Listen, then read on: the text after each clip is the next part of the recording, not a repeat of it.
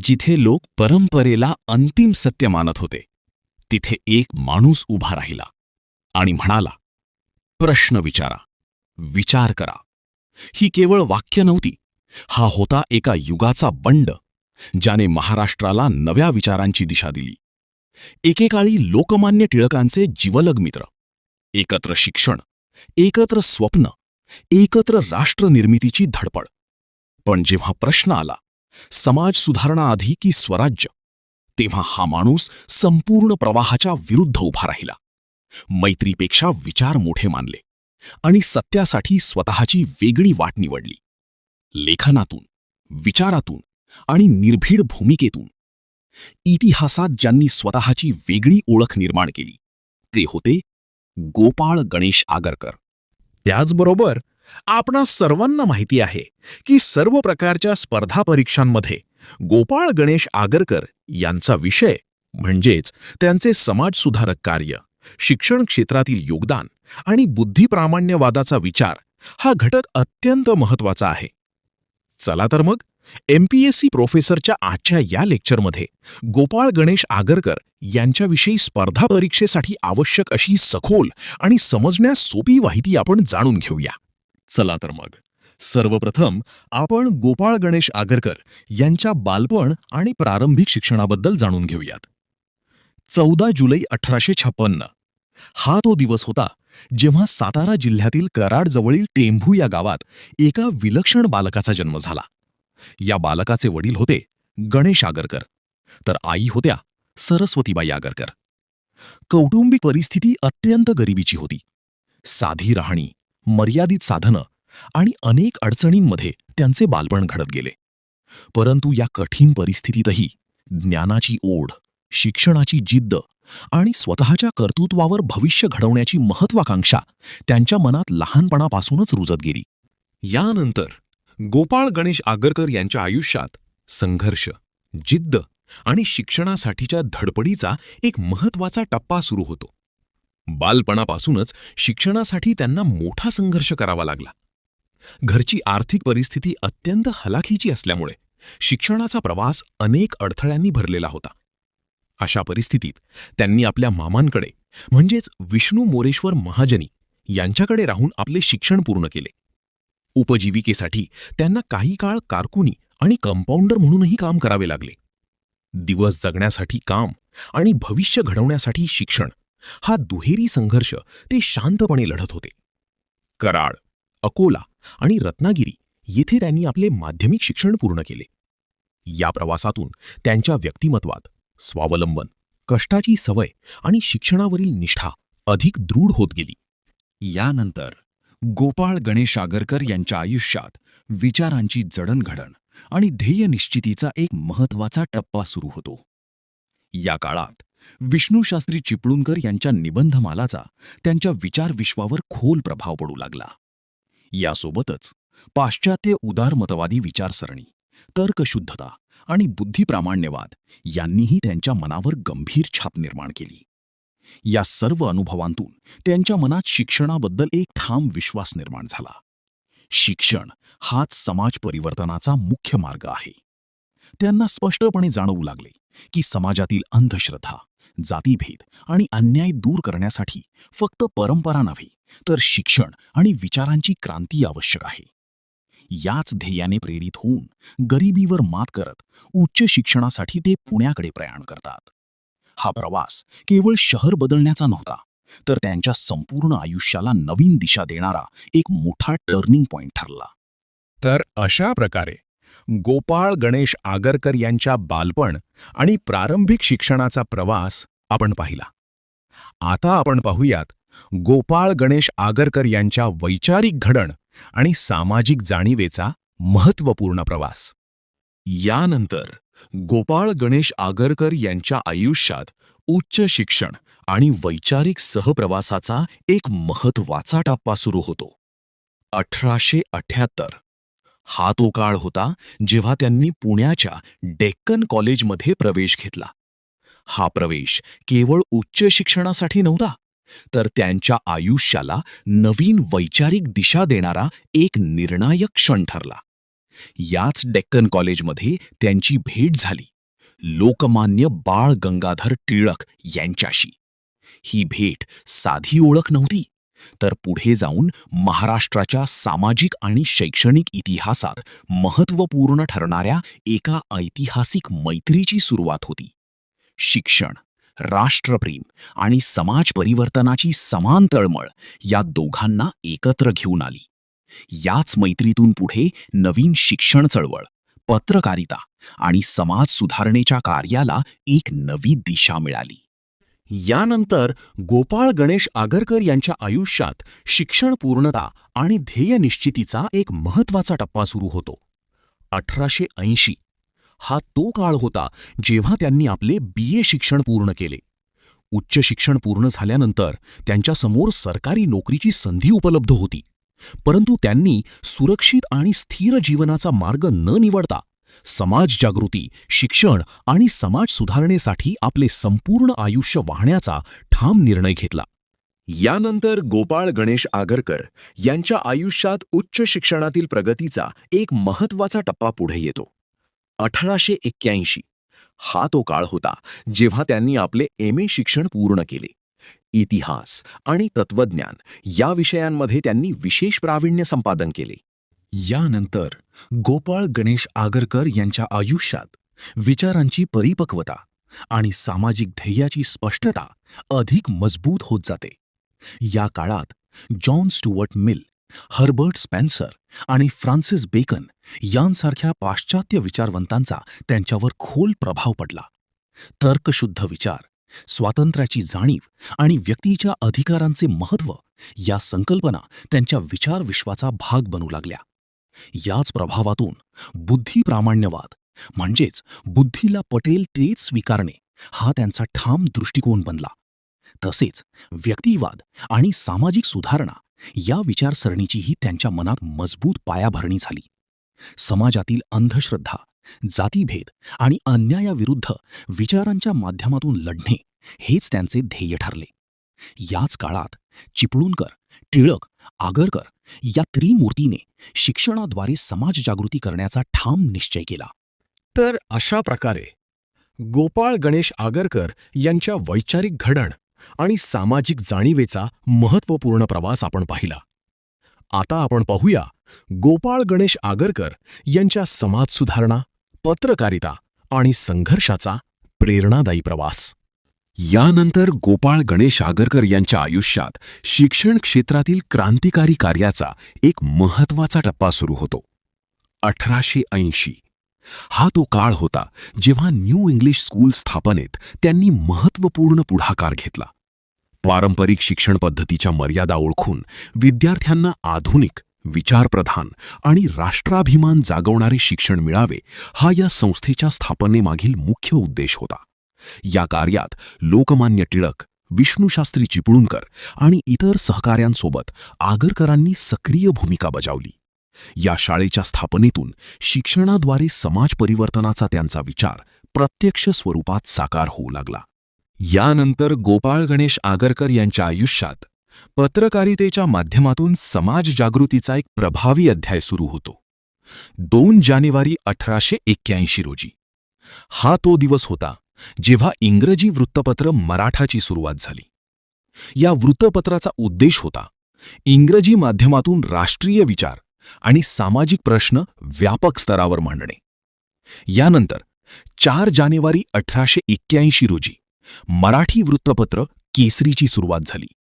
सामान्य जनतेपर्यंत थेट पोहोचण्यासाठी मराठी भाषेतील पत्रकारिता अत्यंत प्रभावी ठरणार होती. या केसरीचे पहिले संपादक म्हणून गोपाळ गणेश आगरकर यांनी जबाबदारी स्वीकारली. त्यांच्या लेखणीत निर्भीडपणा, तर्कशुद्धता आणि अन्यायाविरुद्ध स्पष्ट भूमिका होती. या निर्भीड पत्रकारितेमुळे समाजात प्रखर बौद्धिक चर्चा आणि विचारमंथनाची नवी लाट निर्माण झाली.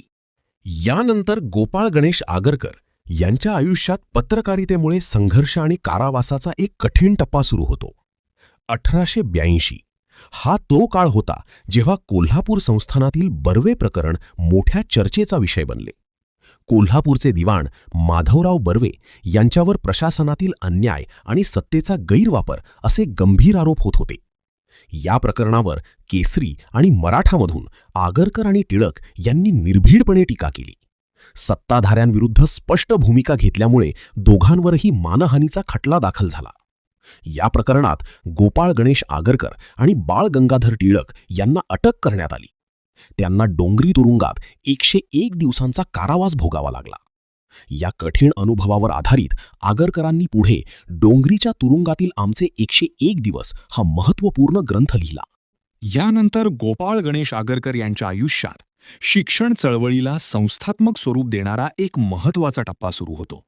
1884 हा तो काळ होता जेव्हा डेक्कन एज्युकेशन सोसायटीची स्थापना करण्यात आली. न्यू इंग्लिश स्कूलच्या यशानंतर शिक्षणाचा विस्तार अधिक व्यापक पातळीवर घडवून आणण्याची गरज स्पष्टपणे जाणवू लागली. याच उद्देशाने गोपाळ गणेश आगरकर, लोकमान्य टिळक आणि त्यांच्या सहकाऱ्यांनी ही संस्था उभी केली. या संस्थेचा मुख्य हेतू होता भारतीय विद्यार्थ्यांना राष्ट्रीय जाणीव, आधुनिक विचार आणि गुणवत्तापूर्ण शिक्षण उपलब्ध करून देणे. या स्थापनेतून आगरकरांच्या शिक्षणाद्वारे समाज परिवर्तनाच्या विचाराला अधिक मजबूत आणि स्थायी दिशा मिळाली. या ठिकाणीपर्यंत सर्व काही गुण्यागोविंदाने सुरू असल्यासारखे दिसत होते. शिक्षण क्षेत्रातील कार्य, पत्रकारिता आणि समाजजागृतीच्या ध्येयाने टिळक आणि आगरकर एकत्र पुढे जात होते. परंतु याच काळात या मैत्रीत मूलभूत वैचारिक मतभेद उभे राहू लागले. मुख्य प्रश्न होता, आधी सामाजिक सुधारणा की आधी राजकीय स्वातंत्र्य? लोकमान्य टिळक यांचे मत होते की प्रथम स्वराज्य मिळाले पाहिजे. राजकीय स्वातंत्र्याशिवाय इतर सुधारणा अपूर्ण राहतील. परंतु गोपाळ गणेश आगरकर यांचा ठाम आग्रह होता, राजकीय गुलामगिरीपेक्षा सामाजिक गुलामगिरी अधिक भयंकर आहे. त्यांच्या मते जातीभेद, अंधश्रद्धा, स्त्रीदास्य आणि सामाजिक अन्याय यांचा नाश आधी होणे आवश्यक होते. म्हणूनच ते स्पष्टपणे म्हणाले, आधी सामाजिक सुधारणा हव्यात. याच विचार भिन्नतेतून दोघांच्या मार्गांनी हळूहळू वेगळी दिशा घ्यायला सुरुवात केली. तर अशा प्रकारे गोपाळ गणेश आगरकर यांच्या आयुष्यात समाज सुधारणा, पत्रकारिता आणि वैचारिक संघर्षाचा महत्त्वपूर्ण प्रवास आपण पाहिला. आता आपण पाहूयात गोपाळ गणेश आगरकर यांच्या संस्थात्मक कार्य आणि ऐतिहासिक योगदानाचा प्रेरणादायी प्रवास. यानंतर गोपाळ गणेश आगरकर यांच्या आयुष्यात उच्च शिक्षण क्षेत्रातील ऐतिहासिक योगदानाचा एक महत्त्वाचा टप्पा सुरू होतो. 1885 हा तो काळ होता जेव्हा फर्ग्युसन कॉलेजची स्थापना करण्यात आली. डेक्कन एज्युकेशन सोसायटीच्या माध्यमातून उच्च शिक्षणासाठी एक दर्जेदार आणि राष्ट्रीय विचारांनी प्रेरित संस्था उभी करण्याचा प्रयत्न सुरू झाला. याच प्रयत्नातून फर्ग्युसन कॉलेज अस्तित्वात आले. या महाविद्यालयात गोपाळ गणेश आगरकर यांनी प्राध्यापक म्हणून कार्य केले. अध्यापनाच्या माध्यमातून ते विद्यार्थ्यांमध्ये तर्कशुद्ध विचार, स्वातंत्र्याची जाणीव आणि समाज सुधारणेची प्रेरणा जागृत करत होते. यानंतर गोपाळ गणेश आगरकर यांच्या आयुष्यात वैचारिक संघर्ष अधिक तीव्र होत निर्णायक वळण घेऊ लागतो. टिळक आणि आगरकर यांच्यातील मतभेद आता अधिक स्पष्टपणे समोर येऊ लागले. टिळकांचे मत होते, आधी राजकीय स्वातंत्र्य म्हणजेच स्वराज्य मिळाल्याशिवाय समाज सुधारणा पूर्ण होऊ शकत नाहीत. परंतु आगरकरांचे ठाम मत होते, आधी सामाजिक सुधारणा, कारण समाजातील अन्याय दूर केल्याशिवाय खरे स्वातंत्र्य शक्य नाही. बालविवाह, विधवा विवाह, स्त्री शिक्षण, जातीभेद आणि अंधश्रद्धा या विषयांवर त्यांनी अत्यंत आक्रमक सुधारक भूमिका घेतली. त्यांच्या स्पष्ट आणि निर्भीड विचारांमुळे केसरीमधील विचारभिन्नता अधिक तीव्र झाली आणि अखेर 25 ऑक्टोबर 1887 रोजी गोपाळ गणेश आगरकर यांनी केसरीच्या संपादकपदाचा कायमचा राजीनामा दिला. यानंतर गोपाळ गणेश आगरकर यांच्या आयुष्यात स्वतंत्र विचारांना स्वतंत्र व्यासपीठ मिळवून देणारा एक ऐतिहासिक टप्पा सुरू होतो. 15 ऑक्टोबर 1888 हा तो दिवस होता जेव्हा त्यांनी स्वतःचे स्वतंत्र साप्ताहिक सुधारक सुरू केले. केसरीपासून वेगळे झाल्यानंतर आपले विचार अधिक स्पष्टपणे आणि निर्भीडपणे मांडण्यासाठी या नव्या व्यासपीठाची निर्मिती झाली. या साप्ताहिकाच्या इंग्रजी विभागाची जबाबदारी गोपाळकृष्ण गोखले यांच्याकडे सोपविण्यात आली. सुधारकचे ब्रीदवाक्य होते, इष्ट असेल तेच बोलणार आणि साध्य असेल तेच करणार. या विचारातून त्यांची स्पष्ट वक्तेपणा, तर्कनिष्ठता आणि कृतीप्रधान सुधारक भूमिका ठळकपणे दिसून येते. सुधारकमुळे निर्भीड बुद्धिवादी पत्रकारितेचा एक नवा अध्याय महाराष्ट्रात सुरू झाला. तर अशा प्रकारे गोपाळ गणेश आगरकर यांच्या संस्थात्मक कार्य आणि ऐतिहासिक योगदानाचा महत्त्वपूर्ण प्रवास आपण पाहिला. आता आपण पाहूयात गोपाळ गणेश आगरकर यांच्या सामाजिक क्रांती आणि साहित्यिक योगदानाचा प्रेरणादायी प्रवास. यानंतर गोपाळ गणेश आगरकर यांच्या आयुष्यात सामाजिक सुधारणेसाठी निर्भीड भूमिका घेण्याचा एक महत्त्वाचा टप्पा सुरू होतो. 1891 हा तो काळ होता जेव्हा एज ऑफ कन्सेंट बिल म्हणजेच संमती वयाचा कायदा मोठ्या वादाचा विषय ठरला. या विधेयकाचा उद्देश होता मुलींच्या विवाहाचे किमान वय वाढवणे आणि बालविवाहामुळे होणाऱ्या अन्यायाला आळा घालणे. गोपाळ गणेश आगरकर यांनी या विधेयकाला पूर्ण आणि ठाम पाठिंबा दिला. त्यांच्या मते स्त्रियांचे आरोग्य, सन्मान आणि बालिकांचे संरक्षण हे कोणत्याही परंपरेपेक्षा अधिक महत्त्वाचे होते. परंतु या भूमिकेमुळे सनातनी समाजाकडून त्यांना तीव्र विरोधाचा सामना करावा लागला. तरीही आपल्या विचारांशी तडजोड न करता सामाजिक सुधारणेच्या लढ्यात ते ठामपणे उभे राहिले. यानंतर गोपाळ गणेश आगरकरांच्या आयुष्यात एक असा प्रसंग घडतो जो कदाचित कोणाच्याही आयुष्यात येऊ नये. समाज सुधारणेसाठी अंधश्रद्धेविरुद्ध आणि सनातनी विचारांविरुद्ध निर्भीडपणे उभे राहिल्यामुळे त्यांच्यावरील विरोध अत्यंत तीव्र झाला. विरोध इतका टोकाला गेला की त्यांच्या स्वतःच्या जिवंतपणीच त्यांची प्रेत यात्रा काढण्यात आली. कल्पना करा, स्वतः जिवंत असताना स्वतःचीच अंत्ययात्रा डोळ्यांनी पाहणारा हा इतिहासातील कदाचित एकमेव समाजसुधारक होता. परंतु या अपमानाने ते खचले नाहीत. उलट त्यांचा विचारांवरील विश्वास अजून अधिक दृढ झाला. याच वेळी आगरकरांनी ठामपणे सांगितले, ज्या गोष्टी शास्त्राला मान्य नाहीत त्या धर्माला मान्य असल्या तरी आम्ही मानणार नाही. या एका विधानातून त्यांचा बुद्धिप्रामाण्यवाद, निर्भीडपणा आणि सत्यासाठी लढण्याची अढळ भूमिका स्पष्टपणे दिसून येते. यानंतर गोपाळ गणेश आगरकर यांच्या विचारांमध्ये स्त्री शिक्षणाबद्दलची प्रखर आणि प्रगत भूमिका स्पष्टपणे दिसून येते. त्यांच्या मते समाजाची खरी प्रगती तेव्हाच शक्य आहे जेव्हा स्त्रियांनाही समान शिक्षणाची संधी मिळेल. ते ठामपणे म्हणत, स्त्रियांनाही पुरुषांइतकेच शिक्षण मिळायला हवे, कारण त्या समाजाचा अर्धा भाग आहेत. या विचारातून स्त्री शिक्षण, समानता आणि सामाजिक न्यायाबद्दलचा त्यांचा व्यापक दृष्टिकोन ठळकपणे समोर येतो. यानंतर गोपाळ गणेश आगरकर यांच्या आयुष्यात शैक्षणिक नेतृत्वाचा एक अत्यंत गौरवशाली टप्पा सुरू होतो. 1892 हा तो काळ होता जेव्हा फर्ग्युसन कॉलेजमध्ये त्यांची प्रिन्सिपल म्हणजेच प्राचार्यपदी नियुक्ती झाली. ही नियुक्ती त्यांच्या विद्वत्तेची, अध्यापनातील प्रभावाची आणि शिक्षण क्षेत्रातील योगदानाची मोठी दखल होती. प्राचार्य म्हणून त्यांनी विद्यार्थ्यांमध्ये तर्कशुद्ध विचार, स्वतंत्र मतप्रणाली आणि समाज सुधारणेची जाणीव अधिक दृढ करण्याचे कार्य केले. या पदामुळे त्यांच्या शिक्षणाद्वारे समाज परिवर्तनाच्या विचारांना अधिक व्यापक आणि प्रभावी व्यासपीठ मिळाले. तर अशा प्रकारे गोपाळ गणेश आगरकर यांच्या सामाजिक क्रांती आणि साहित्यिक योगदानाचा महत्त्वपूर्ण प्रवास आपण पाहिला. आता आपण पाहूयात गोपाळ गणेश आगरकर यांच्या प्रमुख ग्रंथ आणि विचारधारेचा सखोल प्रवास. सर्वप्रथम विकार विलसित हा ग्रंथ हा गोपाळ गणेश आगरकर यांचा महत्त्वपूर्ण साहित्यिक ग्रंथ मानला जातो. हा ग्रंथ म्हणजे विल्यम शेक्सपियर यांच्या हॅम्लेट या प्रसिद्ध नाटकाचे मराठी भाषांतर होय.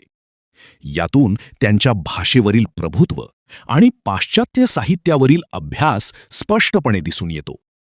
यानंतरचा ग्रंथ म्हणजे वाक्यमीमांसा. हा ग्रंथ भाषा, तर्क आणि विचारांच्या शिस्तबद्ध मांडणीशी संबंधित आहे. या लेखनातून विचारांची स्पष्टता, युक्तिवाद आणि तर्कशुद्ध अभिव्यक्तीचे महत्त्व आगरकरांनी प्रभावीपणे मांडले.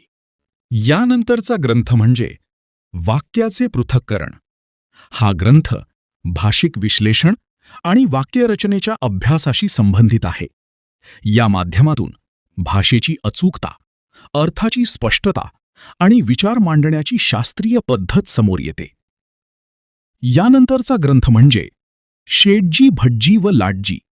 हा ग्रंथ समाजातील विशिष्ट वर्गांवरील तिखट सामाजिक भाष्य म्हणून ओळखला जातो. या लेखनातून समाजातील अन्याय, दांभिकता आणि सत्ताधारी वर्गाच्या वर्चस्वावर त्यांनी कठोर प्रहार केला. यानंतरचं लेखन संग्रह म्हणजे केसरीतील निवडक निबंध.